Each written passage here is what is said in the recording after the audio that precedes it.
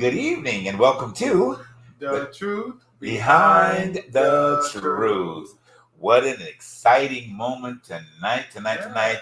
in one aspect of it, and then it's another night we're going to talk about getting ready for Monday. Anyway, well, we're going to stay on the up note for right now. Whatever that is happening. Whatever's happening, because I'm not going to be a part of it. I know you're not going to be a part of it, and all of the above and in between. I'll be at work, so I won't be able to see all of it. Were you planning to watch it? I'm not seeing anything, but I'll be at work. Yes, I know you weren't planning to watch it. I know we ain't planning to watch it. I hear about it, but I won't be watching right. it. Yeah, I mean, I won't be hearing it. I'm not red pilled yet. They're red pilled. Oh, will I ever be red pilled? I'm not like some people, that's now being red pilled into, trying to bring some stability back into, into this country. But, to each his own. I always thought it was civil until this, whatever that's about to happen, right now. But at the end of the day, but I'm civil as long as they're civil. Yeah, but we'll talk about that quite a bit tonight. Yes. Want to welcome you guys to the Truth Behind the Truth. We are very excited and thrilled tonight. We have one of our dear partners in love that will be with us tonight. Mama D is with us tonight. I get so ecstatic. She has always been a faithful contributor to this show. In one way or the other, and I have really appreciated her over the years. I think when we started back when we first started having guests, I called her one day and she said, "Baby, anytime you need me, I'm gonna be right there." And it's always a thrill. She always blesses us with such great wisdom, from life and from heaven above and everything in between. Those of you that are true actors and those of you aspiring to be actors, hey, you got one of the best. We'll be talking to you tonight. And how she has been in this game a long time, but a young woman at the process. All right. She is the younger sister of one of the greatest African American actors that ever hit this planet. And I'll let her share about him. I'll keep it a mystery right now. I'll let her share about him when we bring her up. And we'll give you this little hint. Blazing Saddles. Blazing Saddles. Yes, indeed. Yes, indeed. Yes. I know. And Pearly too. Yes. The stage show Pearly. Yes. So it. You never know. Pre-show we were chatting with her. You never know how people come across your pathway for different reasons and all this type of stuff. And I would never know that I would be good friends with this wonderful gentleman, which we even name as his little sister. How life does things for you. Small world. It is. It really is. It really is. And I'm gonna say one more time, really is a small world for us, for you in general.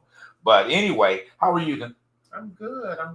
It's been, let's just say this weather we've been having, has been kind of crazy, with the fire added on to it. Yes. And for those who don't know, we are out here in LA, so everybody knows what's going on with the situation out here. The fire in Palisade and Altadena and Pasadena and some and not only in those places, but in Seymour too, and all over the place. But still, though, y'all, please, whenever you can, look up whatever Red Cross organization that you can attach yourself on to. Send some clothes, send whatever you can to those families that have been misplaced or have lost homes and stuff. And do what we're all trying to do and volunteer to help those people get their lives back up and going. And you know what? We've been here for 5 years in LA. And the community. Boy, time goes fast too. Time really goes fast. We got here around a pandemic, so a lot of stuff was going on. The pandemic and all this stuff, now the fire. But learning what I've learned since then, the community of Altadena, y'all, that is Black history right there. I mean, it's so fascinating, the story of how that community was started, how the fact that during the Great Migration, when the Blacks from the South were migrating either up north or out here on the West Coast, how that community was formed. Because there was no other place for Blacks to build homes or to find homes within LA, so they moved further out there. And there are generations of grandkids or grandparents or families that have lived there for many, many, many years, and now they have lost, have been misplaced. Right, misplaced. But one thing I will say is that I hope they don't leave. I hope that they rebuild and build back better. But I hope that, there are people out there who are putting whatever they can resource-wise into making that dream come true, you know? Absolutely. So, absolutely. Please. Yeah, there has been such, I think, unfortunate negative vibe that has come from that clown that's about to get, oh my get God. into, and it's just sad and unfortunate that society is going to be plagued with this clown. I mean, really, it really is very sad that we're going to be plagued with this clown coming in, because people, when you don't know who you are, you run for everything. Yes, you know, when you don't know you, but I'm sure we'll get into that. There's only a few people I do know that don't know of themselves. How you doing, Mom? That don't know of themselves and have co-signed their talents onto this craziness. Yes. So, yes. To be honest with you, like I said in the beginning, I'm not red pilled yet, and nor will I ever be red pilled because I don't see nothing in this that is coming in this for me. Right. We have so much against us and what that is going to come about, but hey, we're going to FA and FO. That's all I'm going to say. If you don't know, what is it? That's like Sherry Shepherd say, if you don't know what that means, ask your mama. Ask your mama. FA, FO. Anyway. Yeah. It's just gonna be a mess. It's gonna be interesting. Yeah, it is. And to be really honest with you, it's gonna be for the history books too, to see where this country and what its experiment of democracy is going to go. Right. Because we have had this experiment for such a long time. Now we're going to see where this experiment is going to go. Now that we have people who don't believe in the experiment anymore, and don't believe that is a formula that works for the benefit of them. Right. So we will see. Right. How this is going to play itself out. I concur as to what you're saying about that. Well, I'll save that for the show. I'm gonna get. We're gonna save this for the show. Want to get but we're gonna go deep into this show because we're gonna talk about situations that affect all Americans, which is our lives. We have conversation all the time, everybody, about situations that go on our jobs and stuff of that nature, and why it feels like out here in the job sector, which is now going to be a very important situation now that this new situation is coming through on Monday. Right. So, the job sector is kind of loopy right now. A lot of people are feeling kind of hopeless right now about their situations with jobs and income and what's going to happen to certain organizations that help you through these tough times, or these government organizations. And we were talking about how working for companies and dealing with policy situations where you're not getting enough out of what you're doing, and benefits are very limited too. Because most people who can't afford insurance, they get their insurance through their jobs. We all know that most Americans they get these jobs because of the benefits. So now come this, whoever this is, and his oligarchy of a class of business techs. We're going to see how this is all going to play out as well with this. So I don't remember what is it.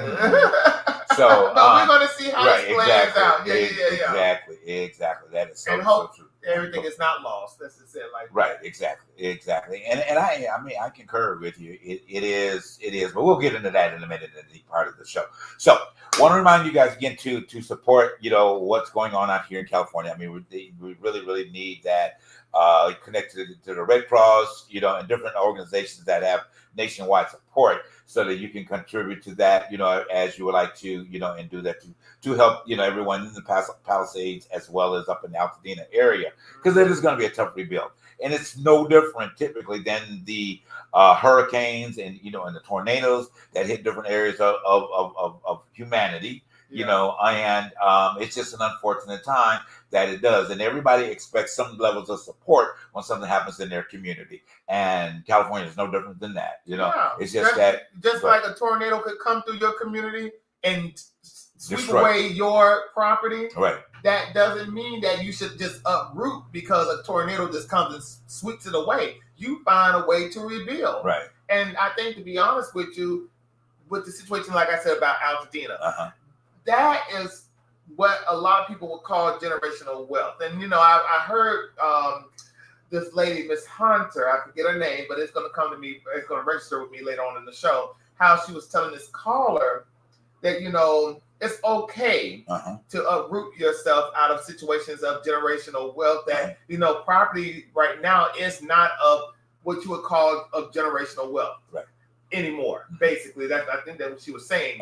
But as history has told us, most people, and especially in the African American history, in our history, when we uprooted from the South, which was 5-4s, we gave away our generational wealth, our property.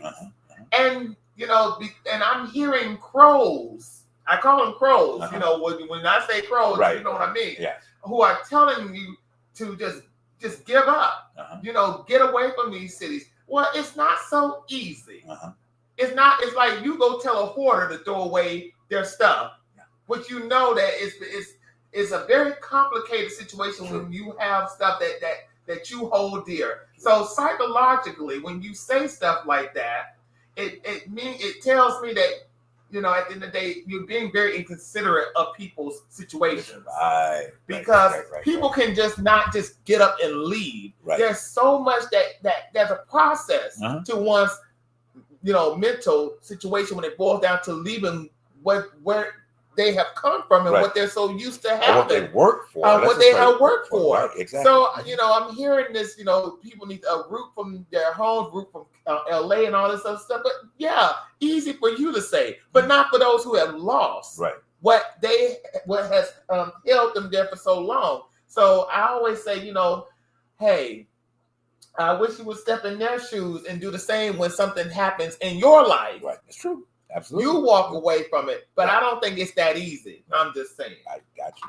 All right, let's go ahead and move forward. All right, and we are going to bring this wonderful sweetheart to our show back. I mean, I always get goose pimples when I think about what she has done, and then for the industry, on in front of the camera as well as behind the camera. Okay, she is such a joy to have on this show. This is probably her 100th time. I'm just kidding, to be with us. But I'm excited once again to have our favorite.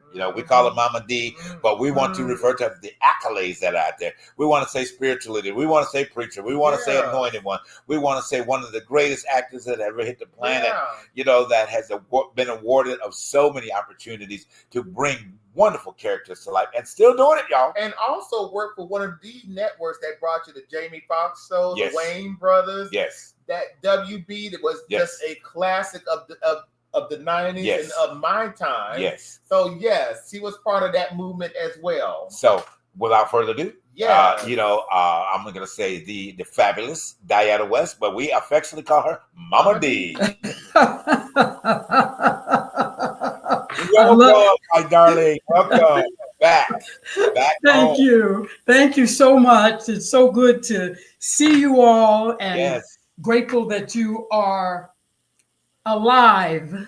In the midst of all that's happening in Cali and all over this world. So I'm just grateful to see you all, and always honored to come back and chat it up a little bit with you. And this old lady, and you picked a good time. Mama D, Grammy, and all of that is getting ready to turn 75 on January. Wait a minute. I just thought you had just turned 70. No, I'm saying it's 70. That's it. Right, 70. No, January 27th is my birthday, and I'll be 20. I'm 20. I was getting ready to say 25. That's how you're looking these days. Oh my God. Oh, yes. 75, baby. To God be the glory. Yep. That's what I say. Look, Dylan had to put his glasses on. You wasn't believing it, huh? No, I don't, but you look good. Thank you. That's inspiration right there. That's it. That's Yep. That is so thrilling. Because I remember, I mean, maybe it could have been 5 years ago that we had this conversation about how young you were then, but because I think at one point I remember you mentioning that you were 70 on one of the shows that you were on. Well, and that had to be in 2020, though, right before the pandemic hit. If I was, I'm sure I was on the show because everybody, And I turned in 2020. I turned 70. Yeah, you know what? And I'm still, and that's how you get lost in time, because I'm still thinking like Mama D still like maybe she dare turn 71, maybe, at this point, or turn 69 or 68, Right. going back in time, that's okay, that's okay, Well, but I'm grateful. God, that is so beautiful. And I want to say this, and we're going to dig into, what's been going on and all of that. I do want to say thank you so much for the holiday greeting. Oh, that was just so right on time. Oh, you're so welcome. I was like, I was shooting from the hips, as they say. I said, okay, I didn't know. Well, I asked you, who am I saying this to? I didn't know it was going to be your audience or just the team or, mama, grandma, auntie, and all of them. I didn't know who it. So once you said what you told me, and I just said, I'll just take it there. And it was so, I think, I know there was such a line of, prophetic utterances, as I might say, in that, because, your place of gratitude and just simply saying to us that, your 25 is going to be one of the most amazing 25 you've ever had in your entire life, and God was already going to see to it happening. I was like, oh, look, you know what? I didn't need to hear nothing else. Right. and I had no idea what was taking place and what else is going to take place, but what you just talked about in the neighborhood where you moved into, and the producer that meant all of that. So, but God knew we're just going to keep it. It's going to come alive in 2025. Exactly. Yeah. We won't have any other choice but to come alive and wake up to what's going to happen. Exactly. And on that note, what are you going to do for Monday? Is it Monday? Monday, yeah. Yeah, Monday. I'm not going to turn on. Well, I say I'm not going to turn on my TV, but the only way I will turn it on is that if I know if they're doing celebration or covering our dear Dr. Martin Luther King Jr. That's what my Monday is going to be about. And all that other foolishness and that fakeness and all the other stuff out there that's happening and the sellouts and, God said we can like money, but the love of money, when it becomes your God, it is the root. The love of money is the root of all evil. So what you're dealing with coming into this, now don't get me started because I got something. Coming into this, you have people who are money chasers and not God chasers. And so that is why you have some of the people that we would least expect, or that is really disappointing us, to chase after the coin, to chase after the coins, to sell out. And they're not even using their minds, their hearts, and their passion about us, their people. That's right. The people, your color, and somebody that you are going to chase after the coin, when at the end of the day, you ain't gonna get nothing. You're gonna get slapped in the face at the end of it all. Anyway, this is the beginning. And you know what, Mama D, I'm so sorry for cutting you off. Going back to Martin Luther King, unlike whoever that we're supposed to be celebrating over on the other end, unlike him, Martin Luther King, for what he had did as a humanitarian, as a humanist, as a believer in humanity, that man should have been the most wealthiest man. But you know what? He is wealthy in legacy, because whatever that fool over there that's supposed to be swearing in or whatever would never have what Martin Luther King had, because he's not standing up for nothing. Martin Luther King stood up for not only Black people, but he stood up for a whole race and creed of people that he didn't even know that he was standing up for. He opened the door for a lot of people, especially immigrants. Now we're on this situation with immigration, he opened up the doors for them to come over here to make whatever they could out of their lives. And the saddest thing about it is, as Americans, we have such amnesia over here.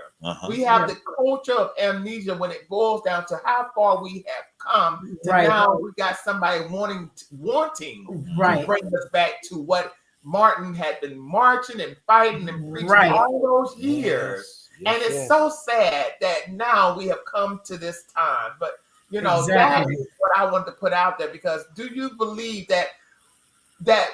do you think that we could go back, or do you don't want to put that out there, Mama D, as such a thing could happen or could happen? Anything can happen. Yes, yes. And I understand by you saying I don't know if you want to put that out there like that, Mama D. I say it's not so much, we want to speak life. I'm one that always wants to speak positive. I'm the one that always wants to encourage and uplift. But at the end of the day, reality is, if folks done did what they did already by not getting up off their tails and getting out there and voting, a high percentage of folk did not vote. And do you understand me that Madam President, I'm just calling her that, Kamala Harris, would have won this election had our people, and in particular, went to the voting polls and they voted. Now, I say that, but then on the other hand, as I say that, we could honestly say, and I've said it, it's come out of my mouth, that maybe, how can I put this? Maybe she never was going to win. I don't care how many millions of dollars, how many people backed her, because these white boys, I'm sorry, the racist. It's the truth behind the truth. Go ahead. They wasn't going to let a sister, a woman, a Black woman, become president, the highest office. Don't you understand why all that money came out with the Ilanis and the Bezoses and the Zuckerbooties, all have come and done, because they wanted to make sure money talks. We know that's money. And so they were determined to bring it in. But you also know, I believe, that Trump, he's got to pay for this. He's going to pay for this. And I'm not just talking about the vengeance is mine, thus saith the Lord. People are saying, well, why would God let that happen? How could he? We prayed and we fasted and the orange agent still won. What? How is that? You have to understand that God, in his infinite wisdom, is proving. I'm going to show y'all something. Because I got my saints and my folks that are out there, the believers who have prayed and who are pressing through this. And that's what we have to do for this season. And we have to wait, watch, and pray. Don't get stressed out. Don't get weary in well-doing. We know some stuff is coming down, but we have to stand in our belief that the doors that are being opened for y'all, for me, nobody can close these doors. And we have to keep a covering of prayer over family and friends. We have to continue to tell folk, like I tell them, we know something's coming. It's coming down, but y'all better keep your eyes fixed on God. That's right. That's right. Because you're going to be stressing out. You're going to be strung out. You're going to...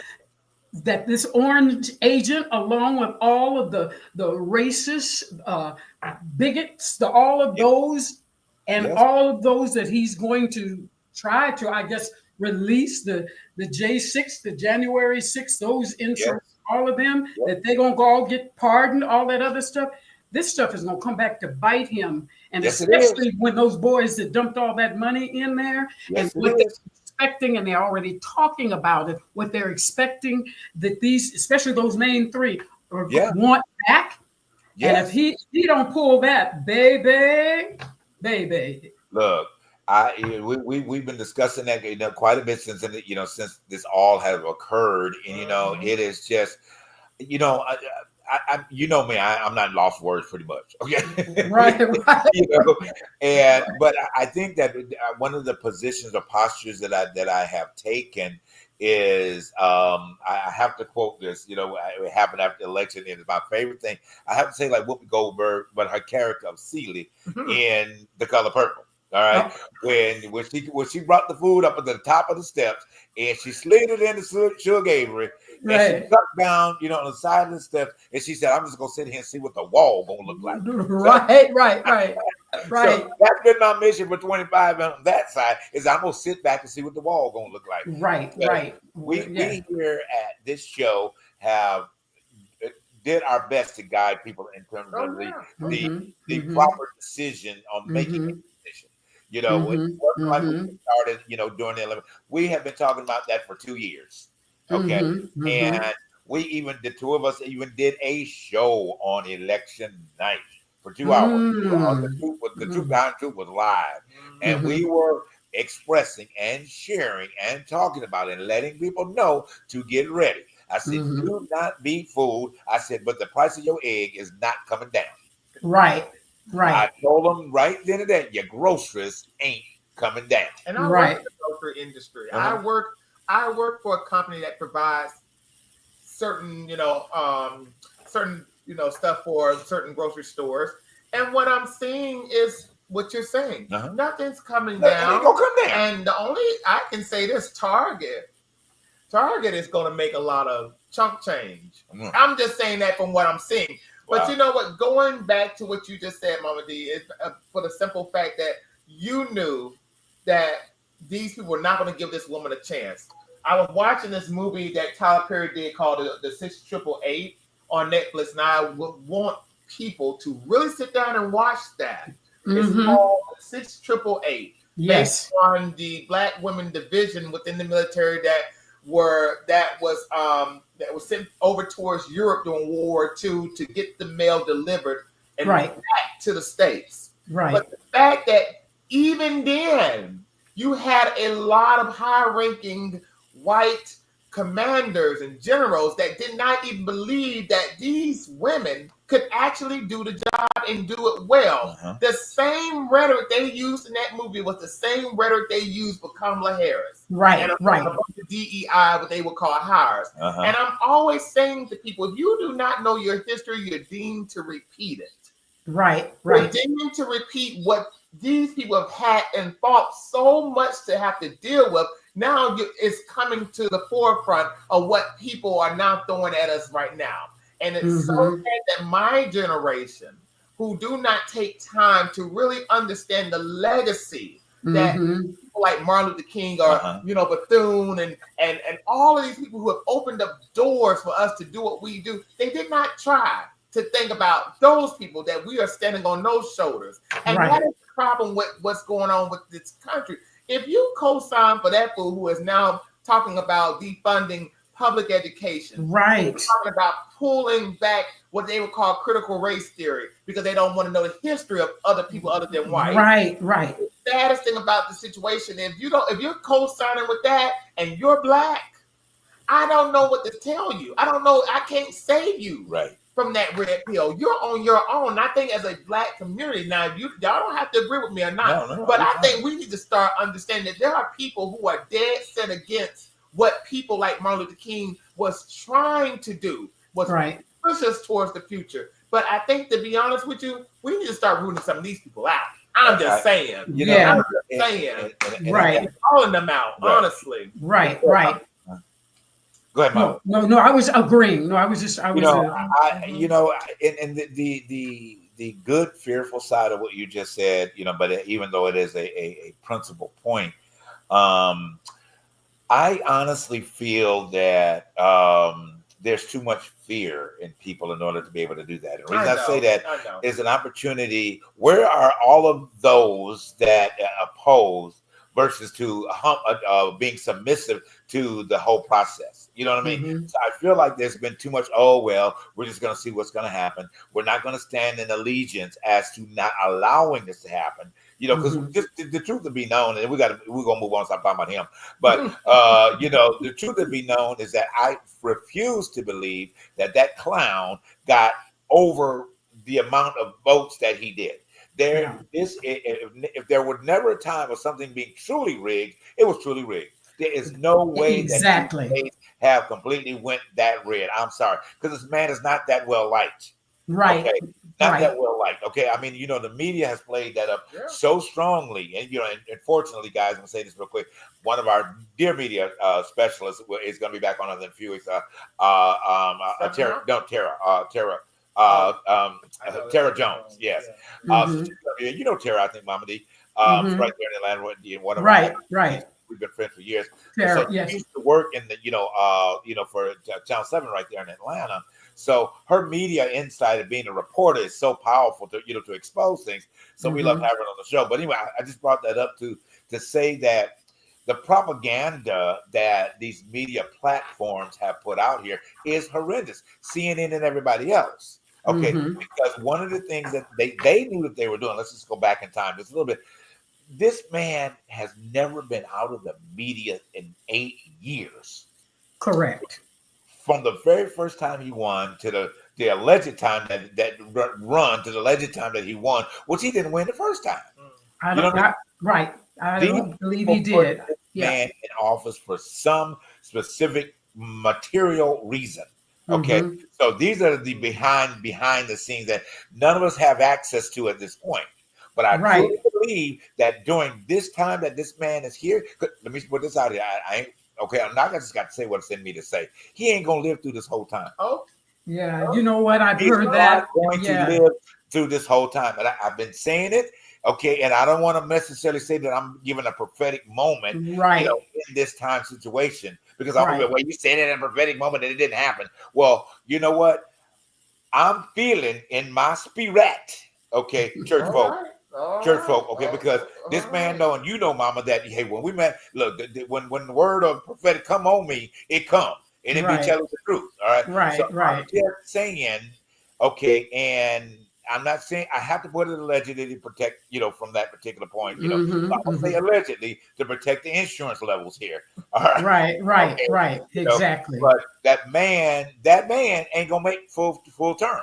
Well, vengeance is mine. I said it earlier. Thus saith the Lord. I said that. So you can ride on the deceptive wave if you want to. Yeah. And like I said earlier on, I'm gonna try to go ahead and continue talking. I said, and I told this to my African American brothers, I told it to my white brothers, I told it to my Hispanic brothers. If you wasn't making no money prior to him getting in, you sure ain't gonna make no damn money out of the end. Exactly. Okay, so please get the smoke out of your eyes. Or get the underwear, what you've been smelling of his out of your face. Right. All right. I call it like it is. Right. There's two other things I can tell you what y'all been doing. All right, but I'm gonna because I got my holy mother on here. All right. Right. And I represent my holy mama right now. All right. But I can let my Peter moment come up, and then Peter will tell you like it is. All right. So let's just be in a place like you said, Mama. Look, my thing is I'm gonna sit back and look. Let's see what the wall gonna look like. All right. Okay, yours is a posture of prayer. We're all in a posture of prayer. Okay, at the end of the day, being a posture of prayer, you might as well just be on the other side already. Right. But prayer is not a posture of being on your knees. Prayer is a posture of doing something. Right. After you bow down, I preached a message a long time ago. I said, after you bow down, get up. Yo, there you go. And then the congregation were like, what's she talking about? We do get, no, I'm talking about you prayed, you've asked, you believe. Now you get up and get to moving. We say we're going to sit back. We're talking about we're going to sit back. It means that it doesn't mean we ain't going to do anything. We have to still use our voice. Absolutely. We have to still do, especially to encourage our community to say, this is some rough, some stuff going on. But for those who know the word and believe in the word, the Bible says, Bible, the word of God says, we wrestle not against flesh and blood, but we wrestle against the powers of the air, spiritual wickedness in high places. And that's what we're about to tackle is spiritual wickedness in high places. Now, politics across the board, since any of us were born, and has always been pretty jacked up. Yes, pretty wicked, pretty crazy. But it's never been. We agree to disagree. You Republicans and Democrats, we don't agree about everything. We don't. But I tell you one thing: we need to stop this madness. Well, the one thing I know is that Agent Orange is a puppet that has been set up. Because they already know, the enemy already knows, the devil already knows, and all his imps already know how much this man loves money and he loves crowd size and he will lie. He already upset, but he's trying to act like he's okay, that they got to move the inauguration into the rotunda and they ain't going to be out there and all these thousands of people. But he had the nerve to say, because he don't want to face, he said, well, it's going to be cold and we have to be safe and everybody was only going to be able to accommodate a few people. But then he ended it by saying, but there'll be millions watching us on TV. He just has to be talking about it. Has to have something to be upon. You know what? And we were talking about this the other night. I said, you know what? Like you just said, our creator is already dictating what's about to happen. It's mighty funny that it's too cold for y'all to come out, but it was nice chilly when President Obama got in. Okay, hold on. So you don't want to deal with the embarrassment of those people that you thought were coming out to see your inauguration. Right. Okay. You didn't want to have to explain your crowd size because Kamala already called you out about the crowd size. Okay, you didn't want to have to explain it, so therefore you're gonna make it all. It's gonna be too cold, and we want you to be safe, and we want you to be comfortable. Then people are mad. His followers are mad right now because they done bought tickets and they have flown. And they say we brought clothing that for this type of weather, we're ready for this. We came. Now we're not going to even get to see the inauguration. Hold on. They're not mad at Michelle Obama. Hold on. Let me say this real quick. So, like you said, Mama. Wait a minute. Here you go, Mama. Like you said a few minutes ago, the 1,000 people that were going to show up won't be there. She said the 1,000. She said tens of thousands. She said the 1,000. So it was only about 1,000 was going to be there. They're not mad at Michelle Obama anymore. Right. The fact is, what gets me is the fact. You know what really irks me about them over there is the fact that what he couldn't do 4 years ago, they're wanting everybody else to do. Right. That's the hypocrisy of this whole entire situation is the fact that you want now everybody to play to your tune, but when you lost, you didn't play to their tune. Now you want what you call civil disobedience, but obedience. But my thing is also they're going to be in that rotunda. All of the rich and all of the the established and the titles, they're going to be in the rotunda. I find it so funny that most of his populist crowd are going to be outside, not even able to look in. They're going to be out there in the snow in seats. Everybody's going to be inside. So I still, like I told somebody even today, I said, the working class Americans need to understand whether you're right or left. We still have to understand that we're all in this together. Because what some working class Americans have failed to realize is that no rich man is going to guide you up out of your situation. Nobody. God is about the only thing that will guide you out of any situation. But I think we're still looking for rich man tropes, right, to help us and to guide us. And they're telling you on Inauguration Day, we're going to have this situation, but you won't be in there to see this. Right. You're going to be outside in the cold, right, where you ought to be, while we're in here doing what we do best. Well, right. And that in itself is sad. There is a word for that, I mean, an intelligent word for that. Mom, we're going to take a quick break, and then we're going to dig into what's going on. We really shouldn't have been talking about him too much. That was not the goal of the show, okay?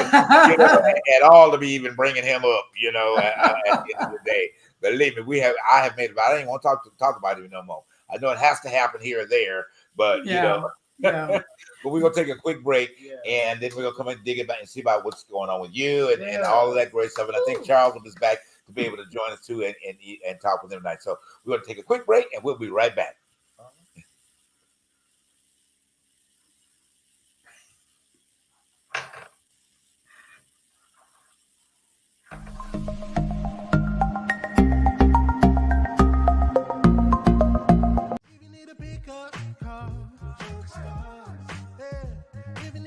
Or demolition cost. Call 844-55 STARZ. It's Junk Stars, baby. Hey, my name is Thurston, and here I have my CEO son Langston. We specialize in junk removal, dumpster rental, and demolition. So if you need junk removed, call Junk Stars. You need dumpster rentals, call Junk Stars.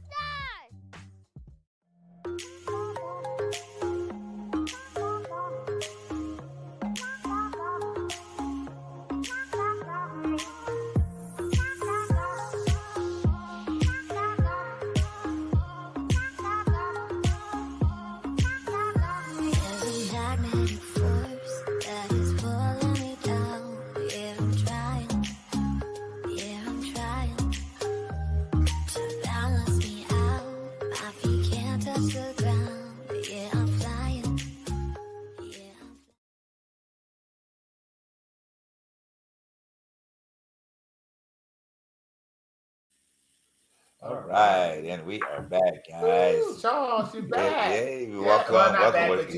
Welcome. He's live with us. All right, guys, thank you so much for tuning into the Truth Behind the Truth tonight.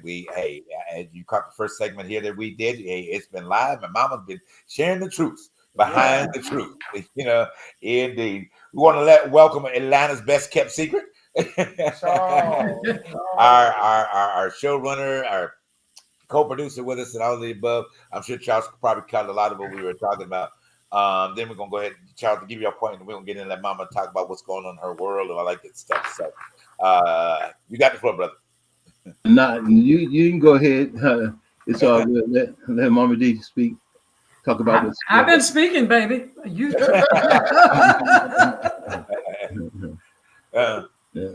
But let me ask y'all this question, and I know y'all gonna probably be like, what is she talking about? Do y'all know y'all gonna have 3 overseers in Hollywood that's gonna work for the conservative maggot crowd? Oh, I heard that. You're gonna have John Voight, Mel Gibson, did you see that? And Rocky overseeing Hollywood. That was where does that? I'm sorry, that was a hot ass mess. But go ahead, Mama. I'm speechless. Okay. Do you understand that, first of all, this is because Agent Orange has to surround himself with people because he thinks he's God. Now, he already has said that God sent him to save the world. You know that came out of his mouth. I don't know if you know that, but he did say that. And so these 3, he's got to get some names because, first of all, he's a copycat. And because Madam VP had she killed it during her campaign. She had everybody and their mama, all the millionaires, everybody, talented people who genuinely came to support her. And they tried to put water and douse that out by saying, and that some of it could have been true, but saying that they paid big dollars. So in other words, they're trying to say they paid off Beyonce and they paid, Oprah and all of them to do that. Okay, all right, but they're not selling out. These same people would not have gone on Miss Carrie Under the Water, Under the Wood, whatever her name is. Carrie Under, is that her name? Who's singing that? Carrie Underwood. Yeah. Is that who it is? It's Carrie Underwood, Snoop Dogg. Oh, yeah, that one. Snoop Dogg, Rick Ross. That one. Right. Yeah, all of these people. And you know they're getting paid. Okay, you're gonna get probably a few coins because they really, that's kind of what they feel like we can get the, I hate to say, no, I don't hate to say it. We got to get some black folk in here. So just throw some money in their face, whether they are for me. I don't care what they've said about me in the past. This is Trump. Just throw some money because you know that they buy tennis shoes and they buy Bibles and we can get them black people. People are so, we're getting so suckered in by all of this. Just say stupid. It's just easy. It's an easy way. You know, I mean, stupidity is reigning and on so many levels, you know, about stuff, and gullible. You know, like I said, you know, earlier on, a minute ago, if you didn't have a business before, you're surely not going to have a business now. And then even more, it's going to be further away from your reach, even now. Right. Okay. Right. So please don't think if you all of a sudden you're going to get all this wealth, it's going to just start, you're going to ride through your neighborhood throwing out bags of money.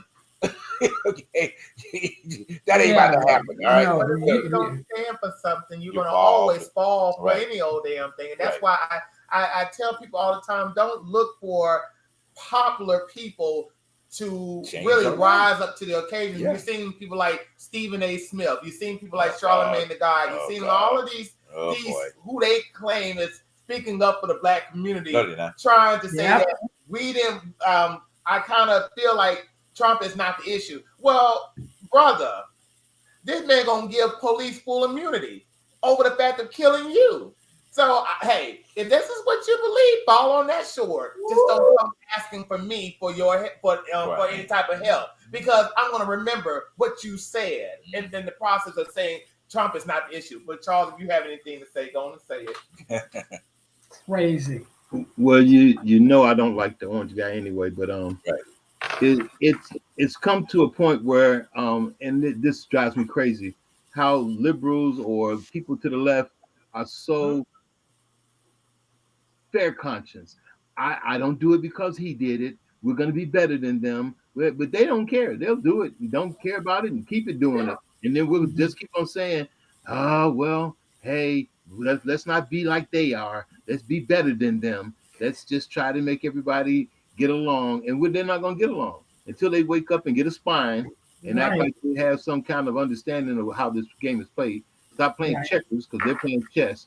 I said way back in, I want to say 2015, 2014, I kept telling everyone, if you don't have the courts, you have no power. Everybody kept saying, yeah, but the Supreme Court is not biased. They're very open to everything else. And I was like, no, I'm telling you, it's going to change. And when Trump got in there, I knew it was going to change. They kept Obama out. They didn't let Obama make any judicial appointments, hardly. That whole circuit court, all that stuff was wide open because they wouldn't approve any of his judges. They didn't want him in there. And Merrick Garland, the fool that, you know, who gave Trump all of this opportunity to become president, was one of those situations. Merrick Garland. He was the one who allowed all of this to go down when he had the opportunity to put this man in jail. He decided, well, we're going to let justice rule it out. Well, justice takes too damn long. And now, what do we have on our hands? We're going to have either the first dictator or, he said day one. They ain't going to have the first dictator. That ain't happening. Ain't going to be my dictator. No. But anyway, we got to get off of him. Okay, I know. It's so hard to get off of him.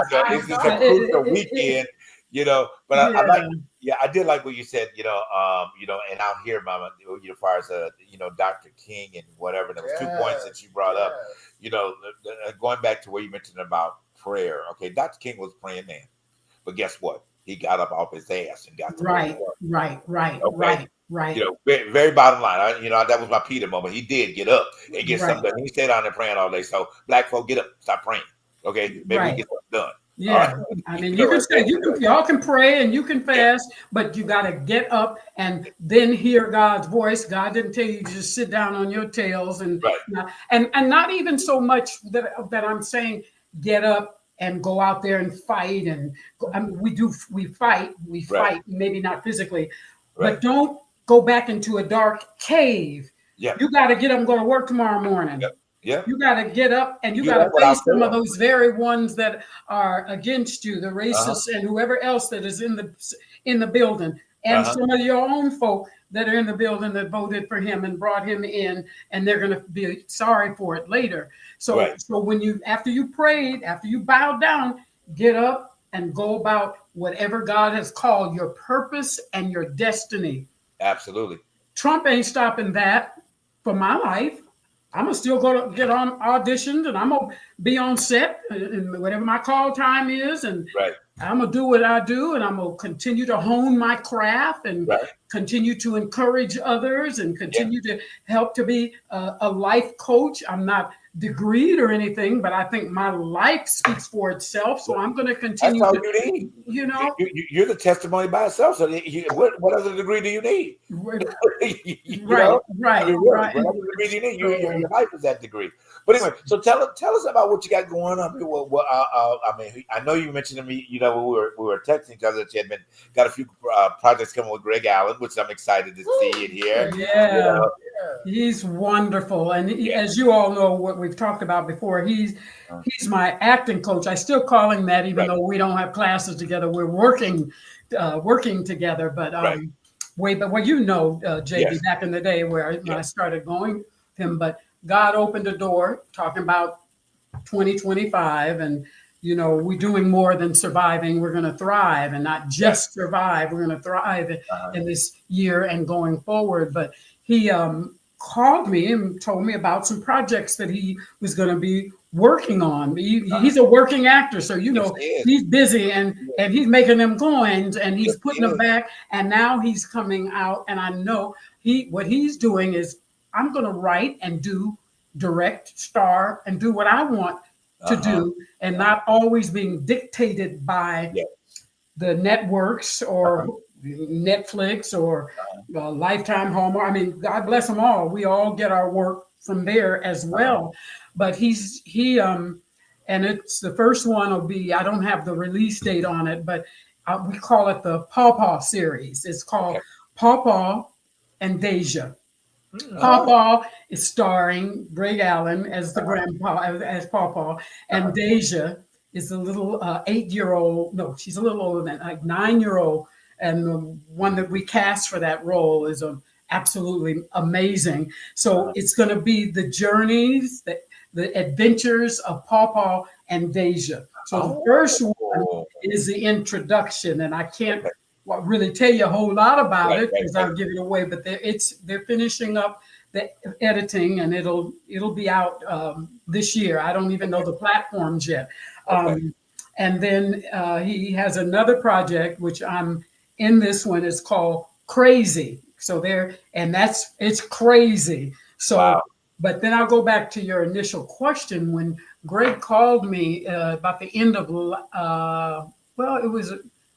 I'd say the first part of 2024, and he said that he had some stuff he was going to be working on, that he was finishing up a series that he has running on HBO, and I think it was in its 6th season. I forgot the name of it. It's so funny. It's anyway, I forgot the name of it. And he said, I've got some things I want to talk to you about. So I just figured, okay, he's got some movies, some projects, and he's going to cast me in some of them. And he just wants to let me know that this is going to be coming up later on in 2024, because it was at the top of the year we started talking about it. And he said, when I finish this season of what he was doing at that time, he said, I'll give you a call and give you a rundown. And so a couple of months passed, and he then called and he said, okay, so here's what's up. And he told me the whole concept, similar, but a little more in depth with what I just told you about Paw Paw and Deja and the adventures. And his plan is to do, I believe, 4 or 5 movies all around Deja and Paw Paw. And each one is going to be different, you know, a different adventure. The first one is an adventure, anyway, but you'll see. So I said, oh, that sounds great. He says, I want to do some really, not so much their faith-based, but family friendly, because a lot of the stuff that he does, it just look edgy. It is what it is. That's what he does. Yeah. But his heart and his passion is to bring projects and to bring stuff on TV or on the big screen where everybody they don't have to cover the ears of their kids or cover the eyes, but that's what his goal. Greg was even thinking about all of that, even way back when we were doing those Christmas movies and everything. And so I said, "Oh, this sounds great." He said, "Yes, and this is what I want to do." And he said, "So the first movie is going to start. We're going to start production, which we like it did earlier this year." And he said, "And I'm going to send you the script." So he sent me the script, and I'm still saying, "Okay." So I read the script, and I'm like, "Oh!" I called him back, and a few days later, I said, "This is amazing. It's amazing." Now the role I see myself playing is Sister Suggs, and that's Suggs. And he was listening to me, and I said, I like her role. And he said, "Well, no, I have something else for you, but not in this movie. What I want you to do in this movie," and it wiped me out. He said, "I'm bringing you on as a producer." Oh, wow. Wow. I said, I was in this very room that I'm in right now talking to him, and I'm like, okay. I like how you gently said, "Okay." Yeah. He went on to say, because I feel, and then God then jumped into my spirit, and he really, really told me while Greg was talking, it's more than just the producer and what the producers do, what the responsibilities are. Because when Greg finished talking, he was saying, because you bring, and I get emotional when I talk about, you bring life to the set. Wow. Your energy, I need that. Wow. And he started naming off a lot of other things, and I was like, okay, but I can do. I know what you can do, but this is what I need you for. Wow. And when the second movie comes out, then I introduce your character, because you will be the mother to the lead of this movie. You'll be, and so and he told me what her description and all of that. And I said, "Whoa," he said, "Sound just like you, huh?" And he said, "She's classy. She walks in the room. She's like the matriarch, everybody, and she doesn't play. She walks in, and with all the conflict, some of the conflict that's going on, you come in and you kind of help the resolve, but you still add your own little drama to all of it." So that is one of the things that God is really, and he's got 5 that's going to be on the table, and he's taking it. And so but he has me on, and Crazy, even though I'm in the movie Crazy, he still has me on as producer. So I'm getting credit as a producer in all of his movies. Wow. And I'm not only getting credit, I'm getting paid. Right. I know that is the truth right there. But Mama D, I think it's so wonderful that y'all are doing this, because I think it's so important that, at least for Black creators and Black writers, actors, that I always say we need to find a way to unify and create, especially in times that are now coming, that is so that we need to get our stories out there, regardless of what perspective you're trying to come with. Right. But I think right now it's so important that we as Black, at least Black artists, do this. Right. I want to ask you this question. You and Charles live out there in Atlanta. Do y'all see the film community thriving more? Do you see it lasting a little bit more out in that direction now that things are going to kind of shift a little bit out there? And because what I'm trying to get at is the fact that out here in LA, they're having a situation of keeping productions here. Now that we know that everything is moving out towards the South and in some parts of Canada, but now that everything is going to shift sort of politically, do y'all see it thriving more, or will it thrive a little bit more out there? I mean, do y'all, have y'all heard it? We hope that it does, but after that strike, and Charles will probably attest to it, after the writers and actors strike, it has slowed up tremendously, I feel. Most of my work now are coming from independent producers. Okay. And even though they pay and they do have to, many of them go through SAG, but you have to come in and you have to bring it in as, and Charles can also be low or extra low budget. And then you have to line up with what SAG says you have to do to cast, even though this is a right to work state. But there are times when, you know, if you want to get a SAG after talent, you still got to kind of go through all of that. So, yeah. So it's been kind of slow. It's just starting to maybe pick up, and then it'll pick up. And my agent is very good at, with her village of talent, to say, just hang in there, do what you have to do, update your headshots, clean up whatever, update your reels and all of that. Because we believe, and this is what she's saying, we believe that it's going to kick and it's going to start coming fast in 2025. All right. Yeah, I know, right? You know, and speaking to that, you know, well, one of the things that you said earlier about here in LA, of course, you know, the great exit from LA was all over taxation. You know, why, you know, places, of course, of Georgia and all the other places that took on the light. But now they are making this quest to bring a whole lot of production back to LA. So they've now gotten, you know, the taxation break that pushed everybody away. So it's supposed to, as of now, it's changed, and we should be seeing more, you know, production coming back at this point. But it's, you know, in my opinion, I think it's enough work. And that locational shooting is very more believable now than it has ever been, simply because you have these different locations and you're not stuck in one spot trying to get all of these films done or whatever. You know, Georgia has a unique place. Louisiana has a unique place. New York certainly does. You know, and I know that they're looking at doing things in Missouri now, you know, as bringing that as a central point, you know, moving forward, you know, to a lot of different, you know, filmmaking. But shoot, I lost my thought. Darn it. I was going with that. Don't lose it. But I want to hear Charles too, after you get your thought, because I know I feel he had something to say. Go ahead, Charles. Yeah.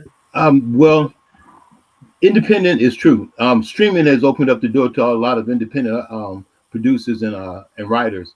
My phone's been ringing off the hook with folks trying to get productions up. I just went out today and scanned out I guess they're trying to do an episodic independent reel, and I consulted on that. And I got two others in the development stage. Once they did the taxes back for California, which is supposed to bring everything back, then you had the wildfire. So now you got a hold up. You're not going to get a whole lot. And people from California were shifting out here to get work. So now I'm hoping that with this new surge, because I just got with a guy today that has 4 projects on Tubi. Another guy has 2. Another guy's got 6. And then I met some of those Tubi artists from Detroit. They came from Detroit down here to Atlanta to start working. So everybody's trying to intermingle, get around, make that move, because nobody's really giving that big money budget out. You know, those millions. It's kind of hard to get that. So everybody's shoestring budgets, you know, and trying to make new stars, bring new names to light. A couple of people I brought to my series, or a couple of my short films, they're out doing major films now. One young lady's doing a Red One. Another guy is doing some stuff out there with Sly Stallone. So there are people moving up the ranks, but we're not getting that star power like we used to have.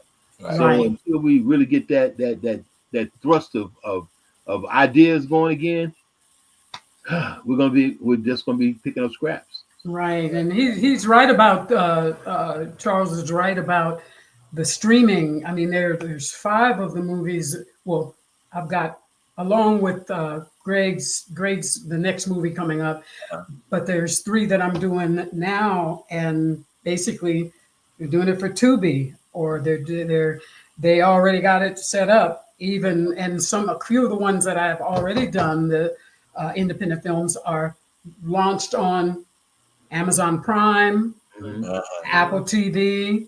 I think you may have heard about the one I did. Victoria Rao just directed the Christmas in the Friendly Skies, and that's on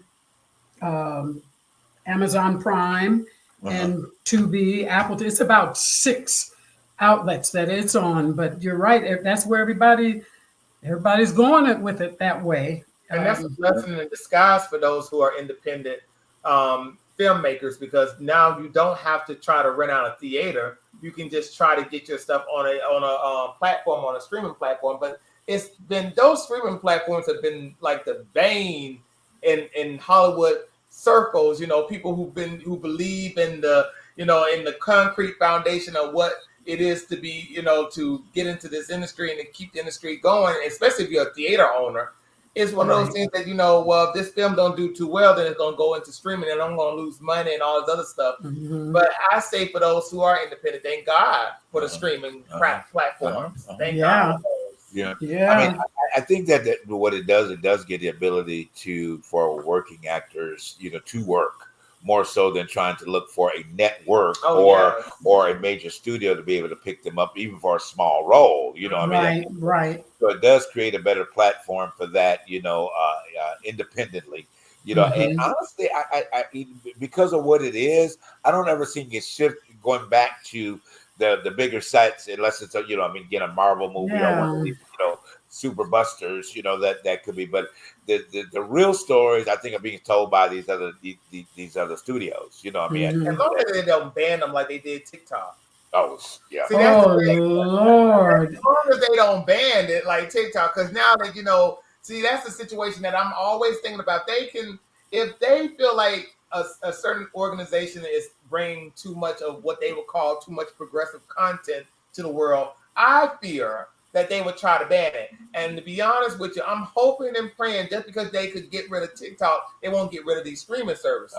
See, because that's always like, they can never do it. But then on top of that, why not? If it's going to help make whoever they feel like, because we know these politicians, they do backdoor deals. We know laws have been made because some rich man or whoever wants to, make a law that's going to benefit them. Right. So I'm just saying, if they could get rid of something like that, then what, Well, there's a difference with TikTok. TikTok is a national security issue. Okay. I used to work for Northrop Grumman, and they're a defense leader in all the technology. And I worked in the electrical engineering section. And a lot of stuff we're getting out now, I saw 15, 20 years ago when it was just hitting the table. So the problem we have now is we have no regulations over the internet. We have no regulations over any content. There used to be a time you had to fact check your news. Now you don't even have to fact check it. Just say what you want to say, and it's up to you to believe it. So we have too much of they call it lie check right now. Yeah. And then as far as streaming, they're not going to shut streaming down. And you know why? Look at the way the networks work. UPN, what's the other one? The CW. They were all Fox channels, and they used black people to bring it up.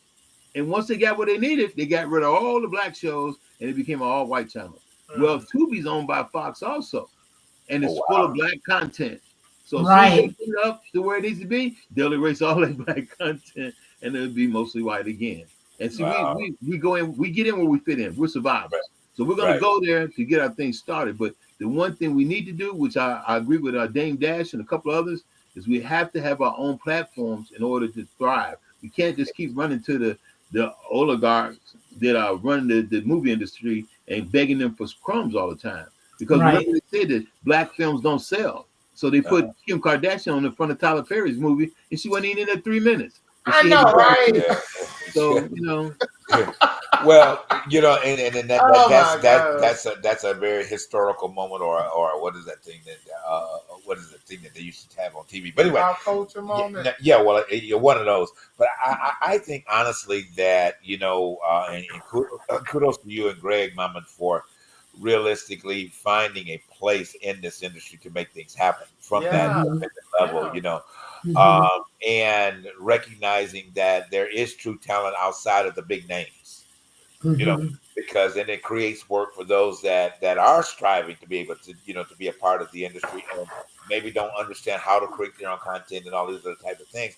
So it's a Right. great thing, that I mean, to have you even now more boldly into it, and looking at talent from not just being the talent, but looking at the talent needing the work, then being able to speak to that, I Right. mean, the same Right. way with Charles and his vast number of years, the same way what we're doing and what we're attempting to do. And on this side, my brother keeps trying to push me back into getting in front of the camera as the actor, and why don't you do that? I said, well, okay, but it's, if a part comes, then I will consider. But far as me necessarily diving out there, being in it at 24/7, it's just not where my head fully is. Right. Because you've been there, so you know what Right. it's all about. It's Exactly. not. I would love to put him. Okay. And because this is a true one of those hidden gems you've spoken of. Okay. This, Uh-huh. this man here can take a script and give everybody their part and understand in 18 different parts in one line of that script, and you see it 30 different ways. He's very uniquely gifted, in that aspect of it. So I think it's going to be moving in his direction a little bit more. All right, especially with our neighbor that we mentioned, to you earlier, because she got her eye on him. Okay. We'll keep that on the low, and we'll bring that as it comes forward. But Right. anyway, look, as always, has been a wonderful, wonderful night. And having you a part of us. You're always welcome to come. This is your home. Your home of release, home of joy, home of fun. We love you dearly. And we Love you. really, really, really, just enjoy you. Right. We really enjoy this time speaking with that. And when you get ahead and doing some work, girl, you better come see us. Yeah. Okay. When I get what? Say it again. Right here filming, you better come see us. Well, I will come to see you. You better come see us. I mean, that ain't no. You mean if I'm filming in Los Angeles? Yes, ma'am. Oh, absolutely. I will do that. I mean, I make trips out there. A lot of time it's not for the acting because, I have family out there. Right. Well, even when you come see the family, I mean, just, hey, I got some brothers out here I need to go by and see. Yeah. Let me ask you this question, Mama D. Was anybody, out here that family-wise, were they affected by the fires? Is everybody okay? Or they're all okay. They weren't impacted by it, and friends of mine as well. They could see it. They wearing masks to keep from inhaling the smoke, the soot, and all that's out there. But thank God, they're a distance away. Some of them are not in the area. I have one person that I can't get a hold of him and his family, and they live near Pasadena, Altadena. And so I've been kind of asking around,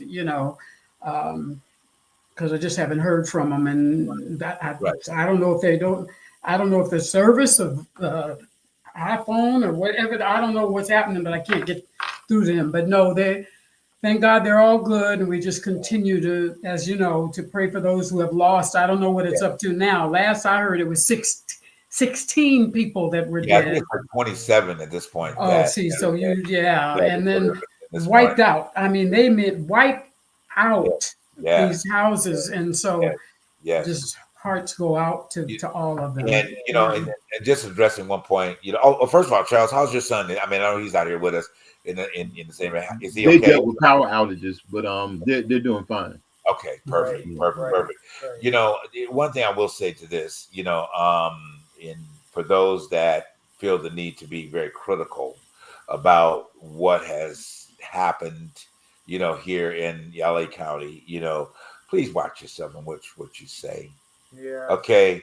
You may live in the South, you may live in certain areas that things like that, and please stop putting rhetoric in your own opinion.